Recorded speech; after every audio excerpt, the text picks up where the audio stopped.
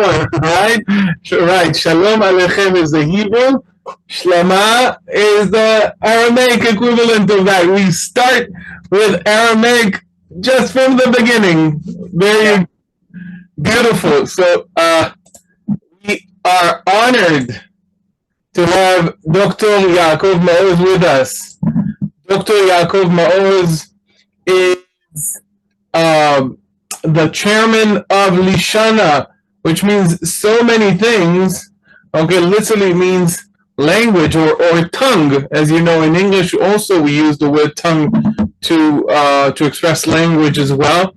And he is an activist for the revival of the Aramaic, which is the Aramaic, and he has contributed to that cause a lot, and he is establishing connection with Aramaic speaking communities around the world, and he is propagating the revival of Aramaic in Israel, and he's a lecturer on Jewish philosophy and theology. He has published several books on the subject and hundreds of articles. He is a social activist, a researcher, a writer, a poet, a commentator on social affairs in Israeli media, and he is promoting a law in Israeli parliament to recognize Aramaic as a second Jewish language and recognition of the Assyrian genocide. We'll get to that as well. So I hope I did not forget any of these things, and I think it would be a great, very interesting conversation to hear about the things you do, hear about your struggle to revive Aramaic and to institute Aramaic as a second official language for the Jewish people in Israel. And welcome aboard, Dr. Maoz. Thank you. Great pleasure to be with you.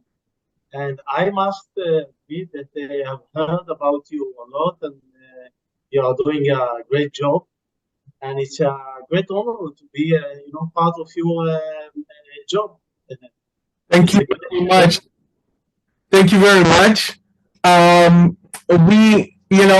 come to this from the teaching side, from the academic side, as you know, but I am not a native Aramaic speaker, and there are not many native Jewish Aramaic speakers around the world, right?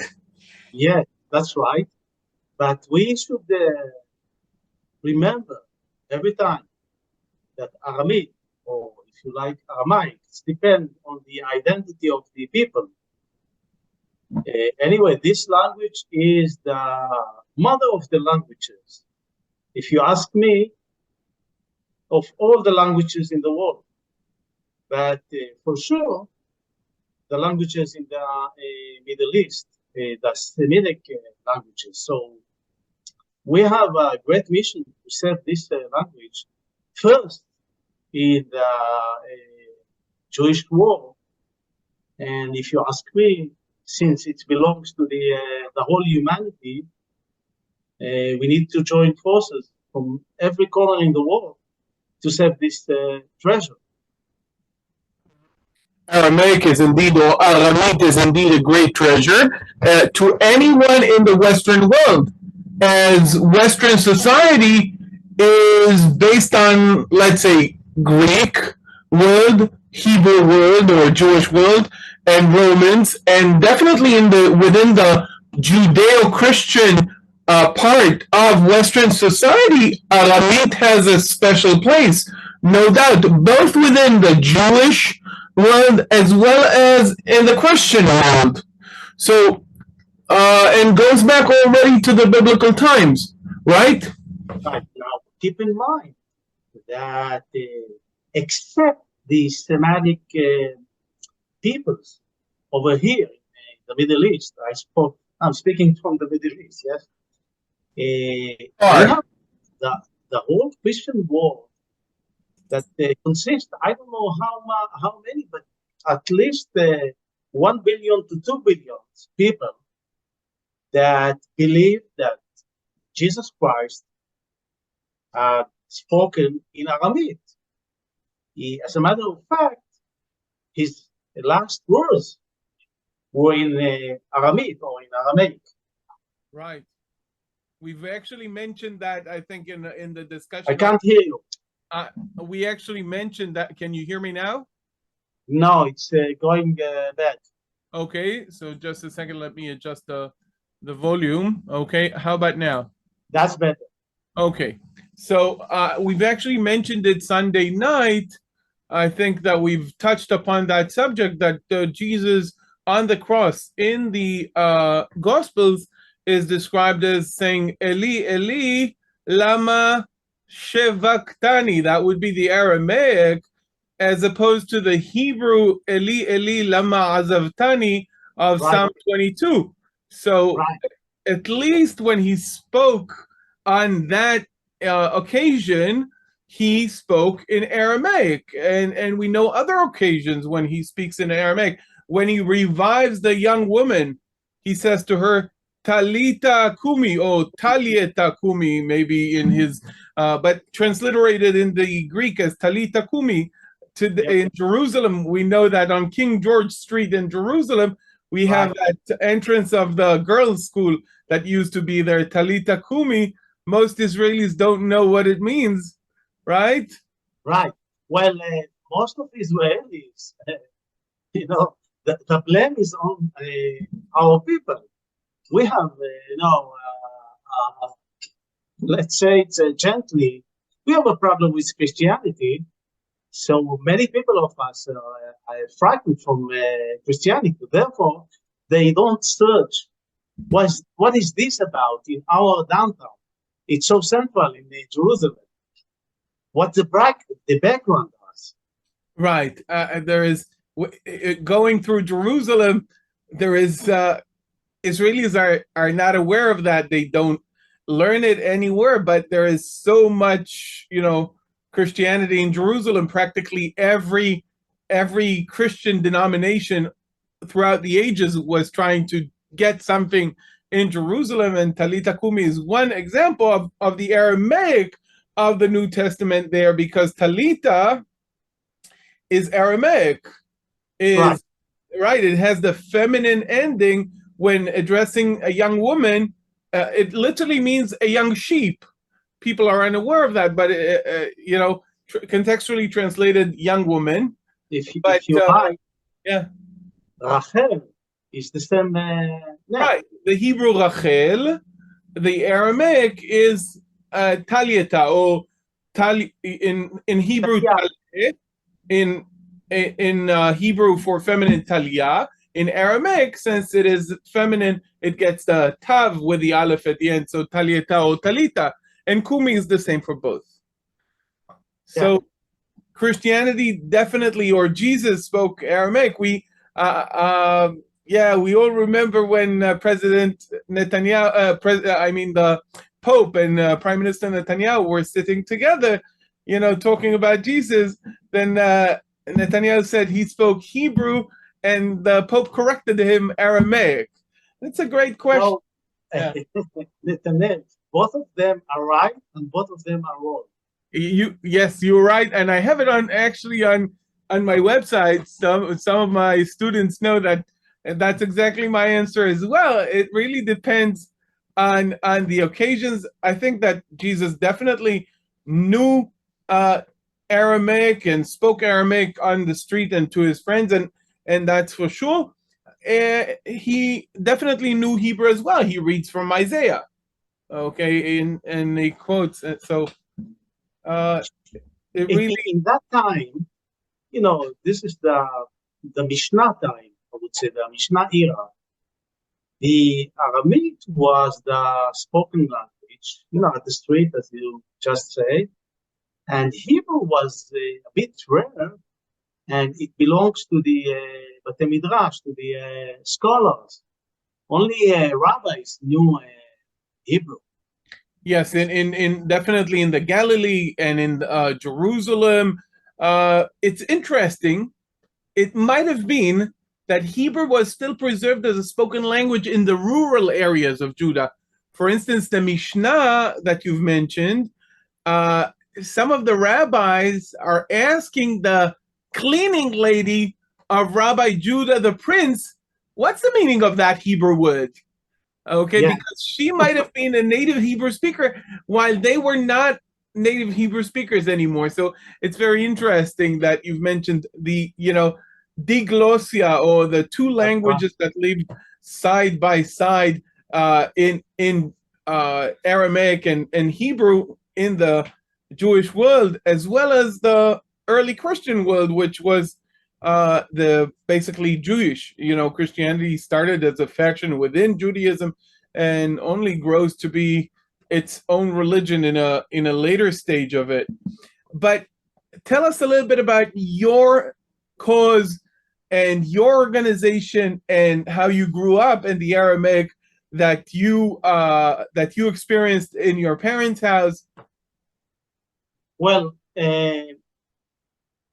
it's all began in the land of Ashur, in Assyria.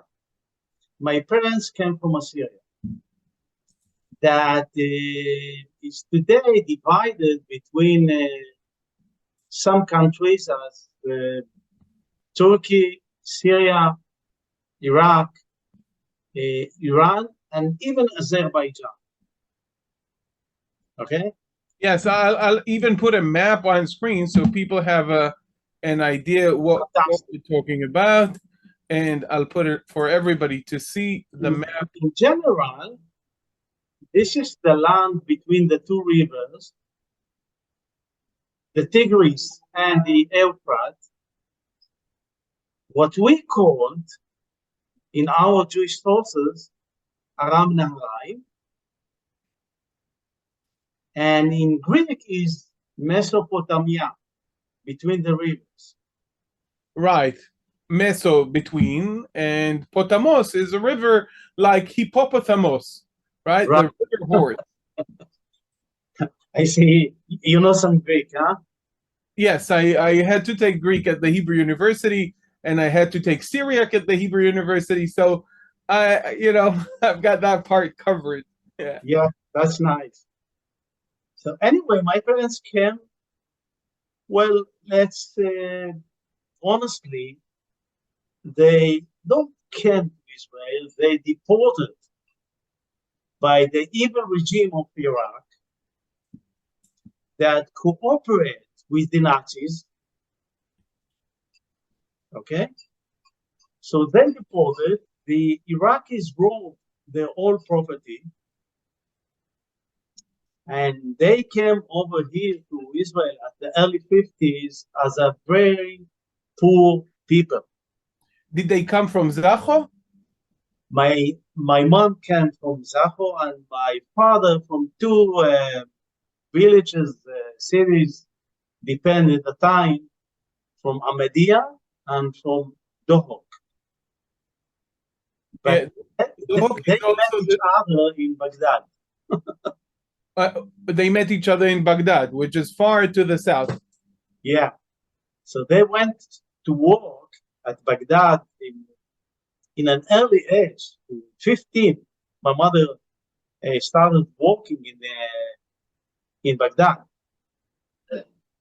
Her brother, oldest brother, Salah, was a prisoner, a Zion prisoner in Baghdad. So she had sent to there by her parents to look for him.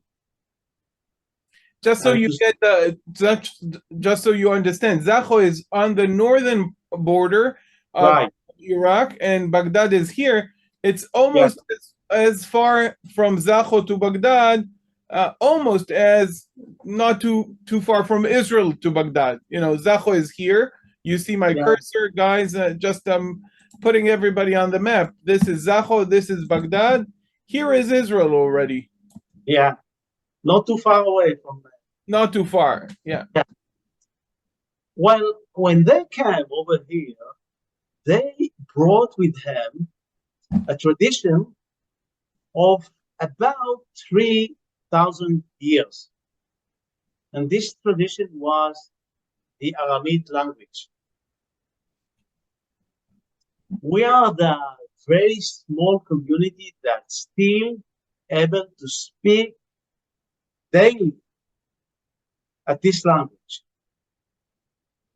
Keep in mind, the whole, maybe the most Jewish people at the time have spoken Aramaic as the main language.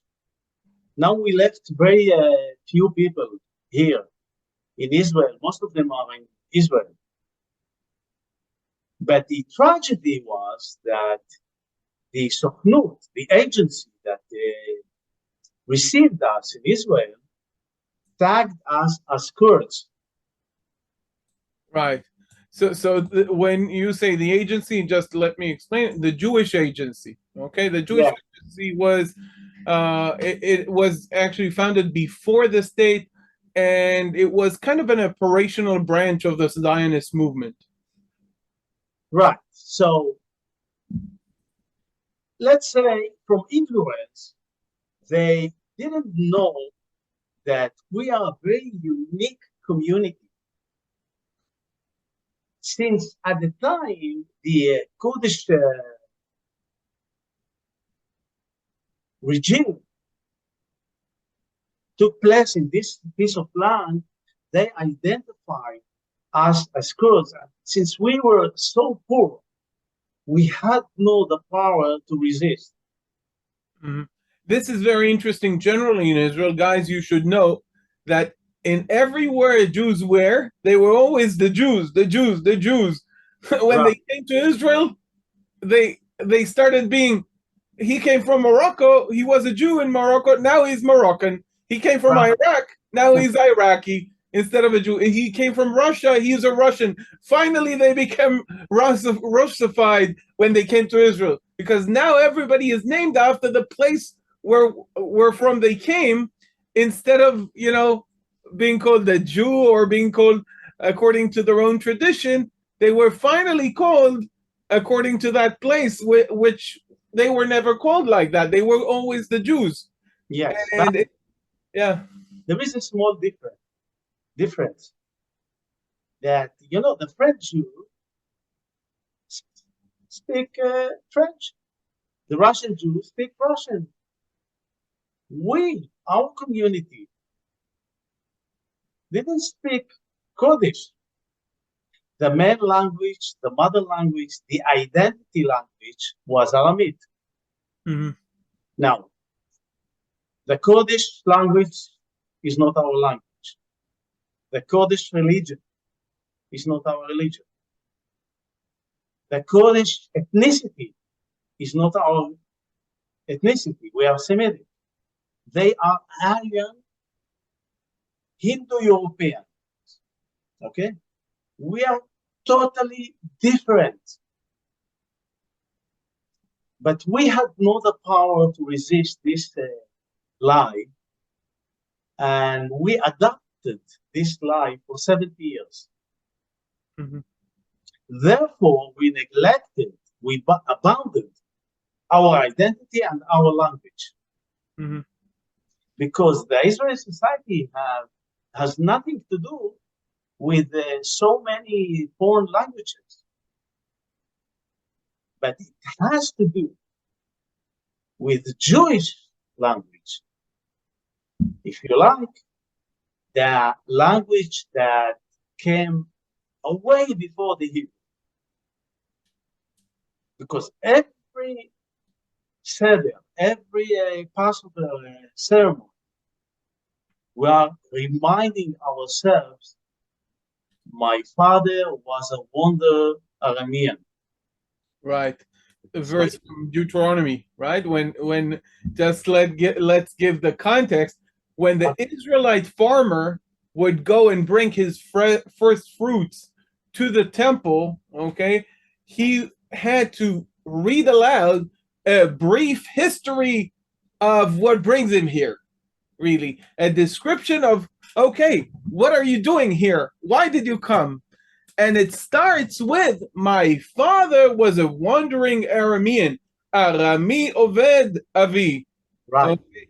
And he went to Egypt, and then he left Egypt, and God, you brought us here, you gave us this land, and this is the first fruit, and now I'm bringing them here.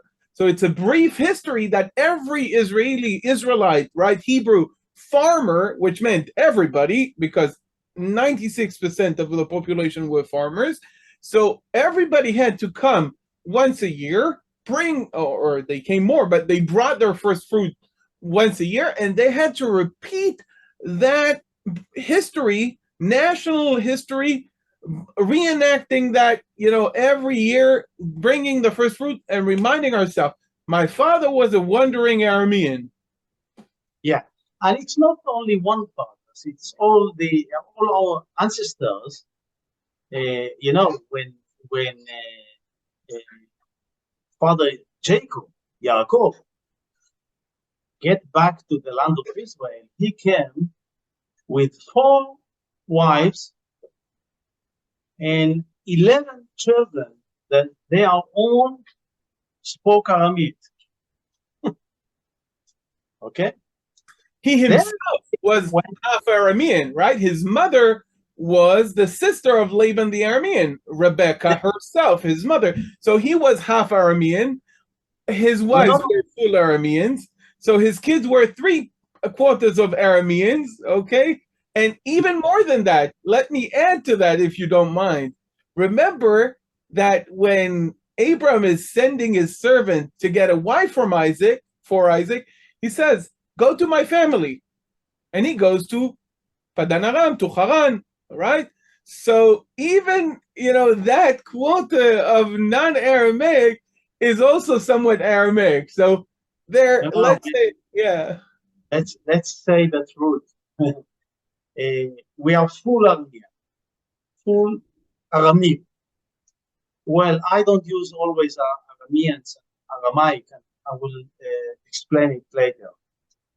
Anyway, the Jewish nation established in Aram Naharaim, and then it started the journey to Egypt and then back to the land of Israel. So we are, by definition, Aramean.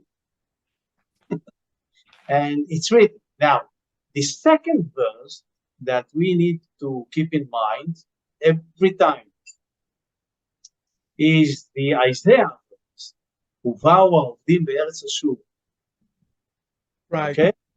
Those people who were wandering, who were distant in the land of Ashur, and those who are far in the land of Egypt. So these 2 verses gives me the whole ideology in one leg. Okay? We are Arameans, Aramean, or Aramaic speakers from the land of Assyria, from Eretz Ashur. We are not Kurdish, not by language, not by faith, not by ethnicity. Okay? In order to recover the Aramaic in our days, to collect, the remaining pieces, the fragments, we first need to redefine our identity. Mm-hmm. So the new identity is Aramaic. Nobody here is from Israel. People here are from all over the world. So let me give the Israeli context. In Israel, the specific Jewish ethnic identity is very strong. Guys, it's amazing. If people ask you, what are you in Israel? Ma'ata, which is literally, what are you? The answer would not be, I'm an engineer. It would not be, I am a man.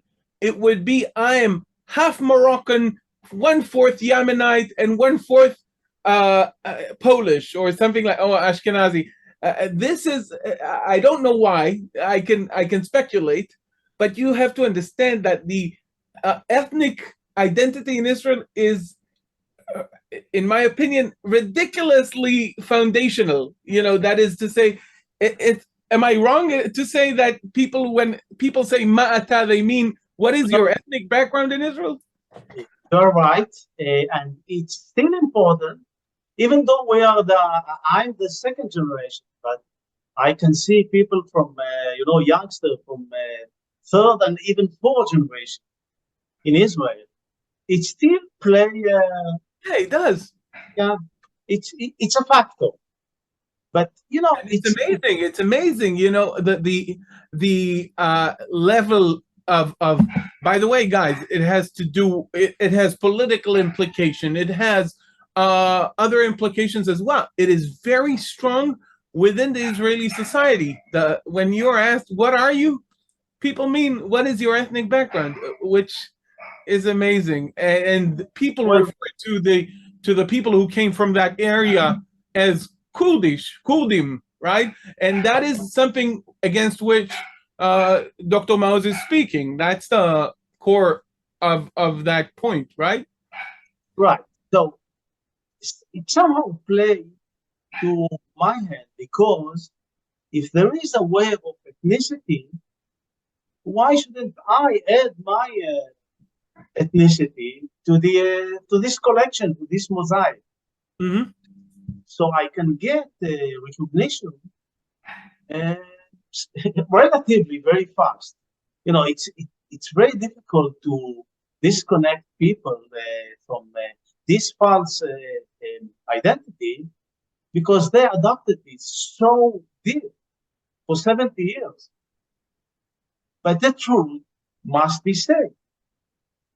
We are Jewish Syrians, and our language is Aramaic. And I'm doing it not only for my community, I'm doing it for the sake of the people of Israel and for the sake of the whole humanity. Because we are, as Jews, we preserve a very unique dialect of Aramaic. Give us some examples. Teach us a few words, maybe something, just a taste, a few words in your native Aramaic, some that are similar to the Aramaic of the Bible and the sources, and maybe something that is different.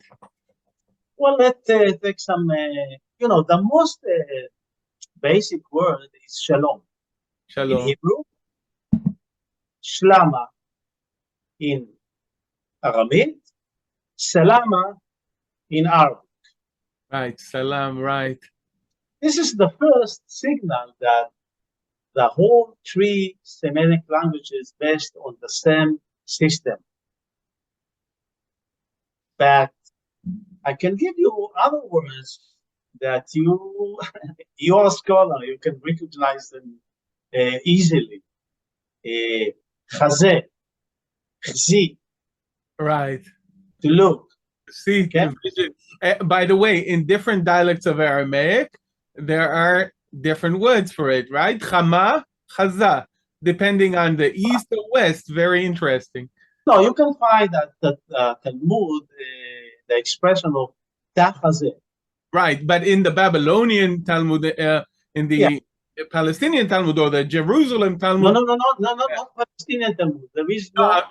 no. The name Palestinian. Just a second, Dr. Maoz. The name Palestinian is what English speakers.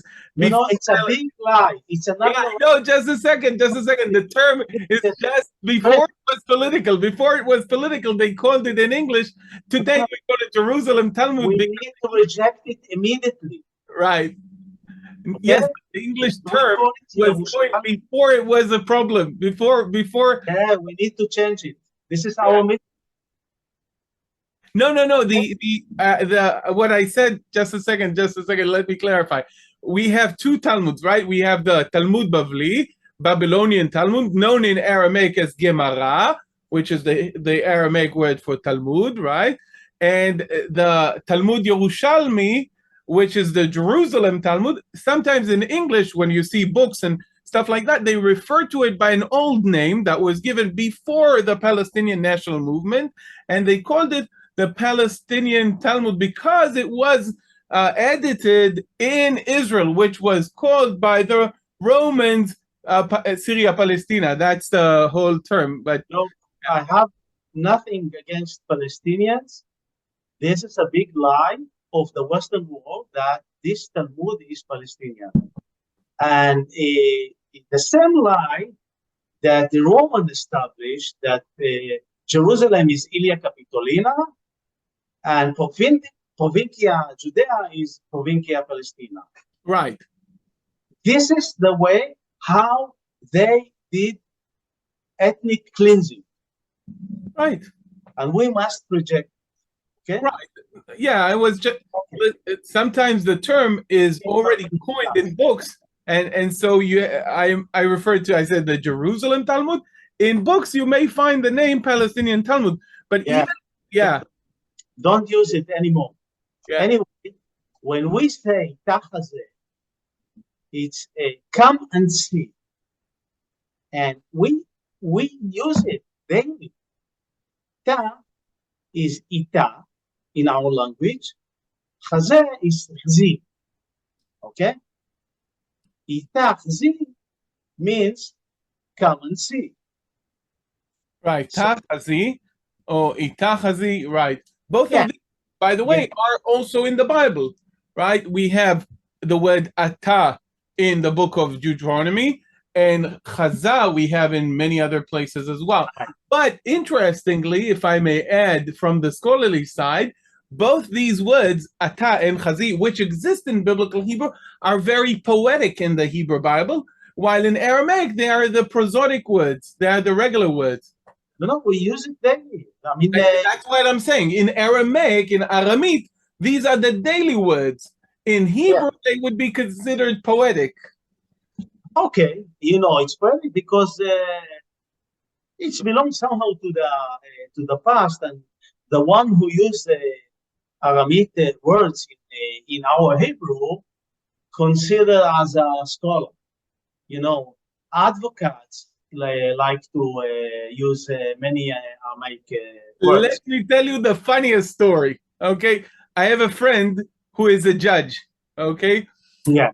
And, like guys, lawyers, you know it from the English-speaking world, when lawyers want to sound smart, in English, they use Latin. In Israel, when they want to sound smart, they use Aramaic phrases. That's right. But unfortunately, they don't always know what is the context of the phrases they use. So, in the one of the judges, okay, was trying to sound smart. So he said, "We heard the point of the one side. Now let's hear," and he used the Aramaic phrase for the other side, but that phrase, which is sitra achora or sitra achra, actually refers to the Satan, right? Sitra achra means literally the other side in Aramaic, but it means, like in Jewish tradition, it means the Satan. So the judge said, "We heard the one side, now let's hear the sitra achra." Yeah. And now many other daily words like for bread, lechem, Hebrew, lachma in Aramaic, the ancient, the old, and the new. Okay, halal, milk, halwa or halba. Okay, basar, meat, basar, bisra or pisra. Okay, and it's going forward because we have so many words common to the Hebrew, the Arabic, and the Old Aramaic. Okay, we are a mix of them, and I must say, since my mother, I inherited the Zafo dialect. Since my mother came from Zafo, they used many Arabic words in their language, such as to speak mahke, and in Arabic haki. The same word. Okay, so we have a mixture of other languages, but the main is Aramaic. Okay, and now, since I deconstructed the Kurdish identity, I was needed to rebuild a new identity. So every Jewish community has I don't want to use goyim, but other nations, non-Jewish, in abroad, Okay? So I was looking for the nation that we can refer to and we can start a dialogue with. And the nation was, and still is, the Assyrians. Mm-hmm. Okay? I was shocked that, 5 years ago, to find non-Jewish people that I can call them by the telephone and to speak at the same manner that I speak to you now, in our language, in our Aramaic. For 70 years, we were disconnected. One, because of the Arab world that ruled in their areas and taught them to hate Jews. And the other was that we were here so busy, at least at the beginning of the state of Israel, that we have forgotten that we had other nations, I would say a twin nation of Israel. That is Assyria, Ashur. Right. It's very interesting. There are few Aramaic or speaking churches, and are you referring to the Assyrian Church of the East? What's called? Well, me personally, because my parents came from this area, we are referring to the East. Okay. Mm. Therefore, we can speak at the same dialect, not 100%, but we can speak. But the other as well, the Western, the Suryoyo, if you heard about it. Yes, I've actually had a video from St. Mark Church and Monastery in Jerusalem that I've published, but that's a Western Aramaic speaking church. Yes. Yeah. So I, surprisingly, have found my nation. I mean, the non-Jewish nation that I referred to, and it was amazing. So since then, less than 5 years ago, a big fair has begun between the two sides. And we are working together to preserve our identity, our language, and we have a long history, a long common history. Let me give you some examples how Ashur, as an empire, as a concept, is so deep in our faith, in the Jewish faith. Soon we will celebrate Yom Kippur, the most holy day in our calendar. And in the middle of Yom Kippur, we need to read the book of Jonah, the prophet Jonah. What he has done, the prophet Jonah, he is the only prophet left Israel in order to save a non-Jewish nation. The one and the only. Why should the God of Israel bother a Jewish, an Israeli, a Hebrew prophet, and send him in very unique way to save Nineveh, the capital city of Ashur? It's a big deal. So I have a wonderful background. Why should I assist the Assyrian nation from the occupiers and the presence of the Turkey, Syria, Kurdistan, Iran, Iraq, and others? Okay? Now, if you, and I can see from the net that we have some Jews here, if you open every book of Torah in the Ark, this is what we have remained from the temple. It's Mikdash Me'at. If you would open the book of Torah and ask the rabbi, the local rabbi, in what script is written this book of Torah, he should tell you immediately, this is Ktav Ashuri. Right. The block script that we are using in Hebrew is known in rabbinic sources as Ktav Ashuri, Assyrian script.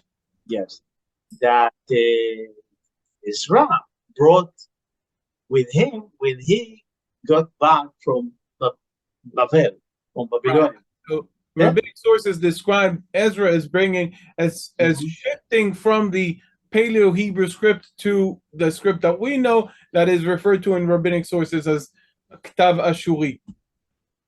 And look, many rabbis during the history were busy with the question, how come the Ninevites, the Assyrians of Nineveh, repents with no question for the prophet? I have a simple answer for that. They were not Jews. They didn't ask so many questions.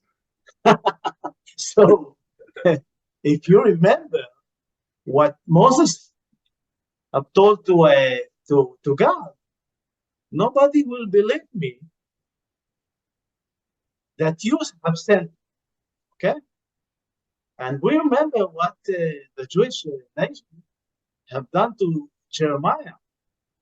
Okay, we don't give so much respect to our prophets. Okay, but the Assyrians gave him full respect. So the rabbis told that the Ninevites were more righteous than Israel. Do you believe it? And I can give you many, many references in my book, Jerusalem and Nineveh. Right. Do you have an English edition or not yet? Not yet, but in 3-4 months, I will have. I will send the link whenever you have the English edition. I will send for people to be able to get the book. Amazing. What are the plans for the future to revive the Aramaic and to strengthen the connection to the Aramaic-speaking communities around the world? Well, I work in different arenas. The first and foremost now, after the book, because the book gives me the whole basis, the ideology basis. But right after, I'm going to pass a law in the Knesset that recognize the Aramaic as Jewish second language. If you would ask me, this is the first language. But I know it's very difficult to claim it. And there is 2 laws. You know what? 3 laws for the Yiddish since 1996. For the Yiddish, for the Ladino, and for the Arabic. It's crazy that nobody thought about the Aramaic. So I have created a lobby in the Knesset, and hopefully I don't want. Do you have any specific parliament members that are submitting that bill? Well, I have. I had just recently a meeting with Miki Zohar, the culture minister, and I have a member of Knesset from both sides, coalition, opposition, like Michael Biton, Katie Shikrit, Ophir Katz, Danny Luz. But I must tell you that they are very busy with the political crisis that we pass. They have no time left for our identity. They can eat each other, but no time left for the most important things. Okay. This Yeah, is hopefully in 1 year I will very sell. interesting. If there is something that can be done bipartisan in a bipartisan way, both sides of the political aisle would agree on. So maybe that is indeed something very important nowadays. That the political rift in Israel is very strong, and the tension is very high. Look, it's good and should be the most vast consensus in the Knesset. Yes. Who can reject a language? No, Okay. but a bill is not exactly like a language. You can love a language and not like a bill, a law. That's Well, different thing. All right. no, it's very in Jewish terms, it's very barbaric, like a law. Okay. Very mild, very mild. Not it doesn't take a lot of resources or Yeah. any division. Guys, any questions about being an Aramaic native speaker and trying to revive and reinstate Aramaic as a second official language? I'm opening it for you guys to ask. If you want to present yourself, tell Dr. Maoz where you're from. That would be wonderful. Yes. Not necessarily if you haven't. Don't be shy, guys. Bizarre, where you from? Zohar David. Yeah. James, you have to unmute. We cannot hear you that way. West Virginia. Oh. How did And you where get? are you from? Where's the shul? Where are you from? Well, I'm personally now in Jerusalem. You know what? All my life in Jerusalem. But as I said, my parents came from the land of Assyria. I thought that's where you was now. But what? Okay. Sorry, that was my dad. No, he is Dr. Maoz is from Jerusalem, and his parents were born in what is today northern Iraq. Iraq. Northern Iraq, the area that is known as Kurdistan, but the land of Assyria, Eretz Ashur. Yes, Frank. Yeah, the land between two rivers, right? Right. Yes, Now, Frank. let me ask you, audience, a question. Have you ever heard in your life that there are people in Israel that still speak Aramaic? Yes. Yes? Yes. It's This surprising. is not a statistical good example because they they know I teach, we'll learn together, so they hear many things about Israel. So That's how I met you. right. Yeah. Frank.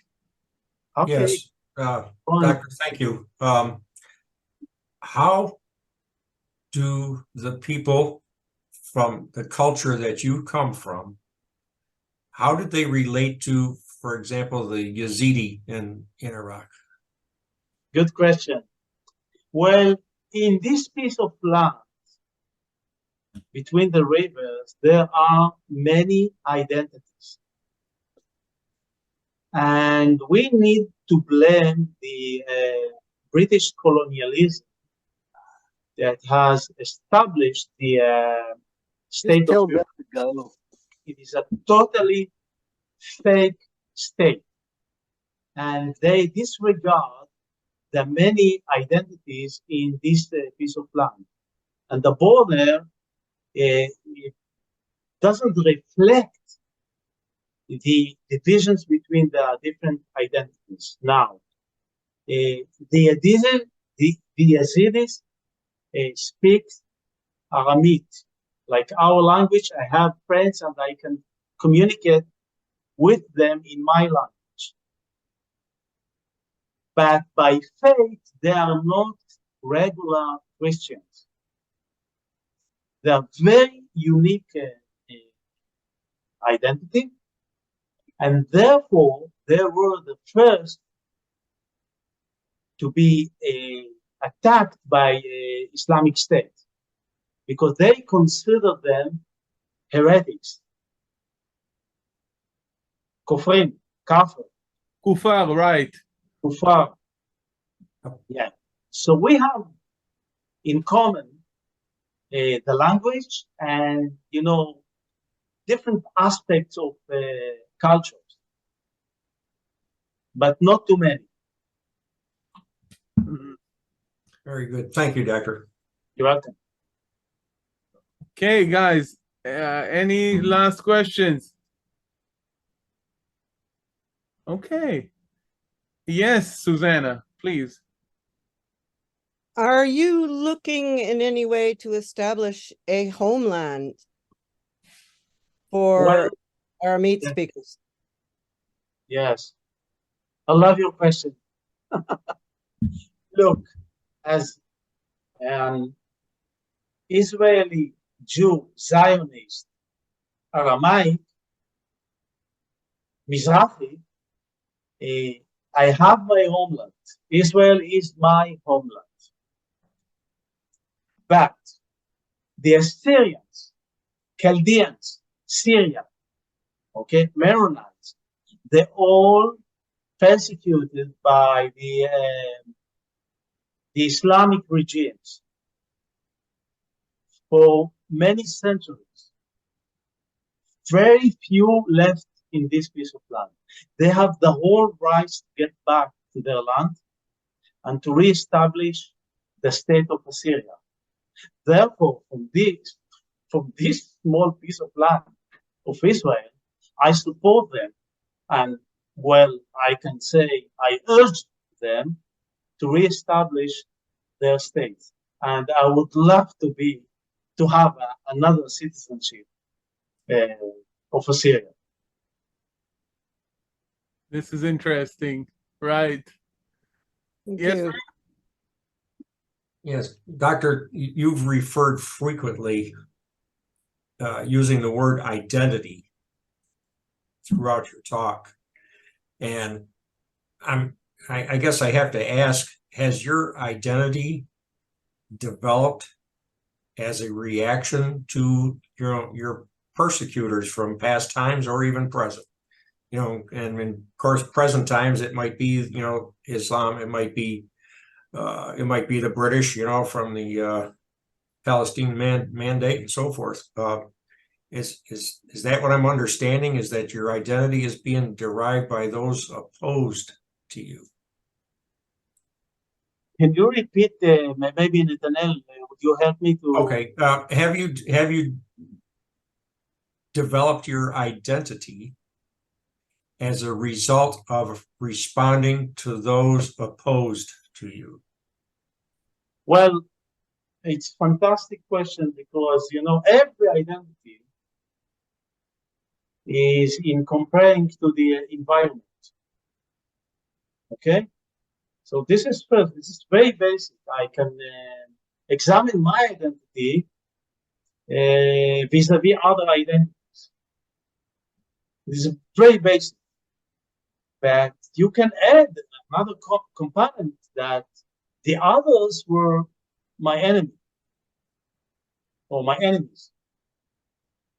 And it's built in the Jewish identity that we were persecuted. You need only to open the Haggadah Shel Pesach, the book of Haggadah in Passover, that is one of the central holidays. And the whole story, the basic story of establishing the Jewish nation is that we were persecuted by the Egyptians. I don't know, there is a huge argue in Israel to stop the feeling of the people that have been always persecuted. So I can understand, but keep in mind, we have deported from the state of Iraq that had a huge pogrom in 1941 called Farhud against us. And they cooperate with the Nazis in order to do that. So we need to know in what side are we, and we are in the side of the Texan Cuban people. So I can't deny that my identity is, at least part of it is based on this narrative. Thank you. Thank you very much, Dr. Maoz. It was very interesting. I felt a connection to your personal story and personal experience and the personal cause and mission that you have from, that stems from your gut and from your roots, which is amazing. And I'd love to see you in Jerusalem maybe one day. And Are you living in Jerusalem? no, I don't live in Jerusalem, but I frequently am visiting Jerusalem. I live in Gedera, of all places. Yeah. Look, And my door is always open, and you can have a drink with me here. thank you very much. I hope it is open for everybody, but they are not as close. I can get into my car and by 45 minutes come. Yeah. Others would have hard time from West Virginia or from Germany or from Zimbabwe yeah. So excellent. Okay. Anyway, I'd like to thank you as well, and well, it's a very special occasion, and I need always to spread my worldview, and that's what another opportunity. Thank you, and thank you for your passion to hear, my fantasy. Yes. Hopefully, you will visit, from Zimbabwe or West Virginia, Jerusalem, at the time that I will establish the Assyrian embassy in Jerusalem. That would be wonderful. But by the way, the Assyrian Church of the East is one of the few churches that doesn't have a church in Jerusalem. So maybe they would also have a place, not a church, but a place that they can be connected to. It's a bit difficult to a Jew to establish a church in Jerusalem. No, the church, but they would have an embassy. They would have somewhere they can call ours, in a sense. Yeah. Okay, excellent. Toda rabah, shalom, shlama from Jerusalem. Thank you very much. Thank you, Dr. Maoz. Guys, whenever I see you, and thank you for coming. Bye-bye. Shalom. Shalom.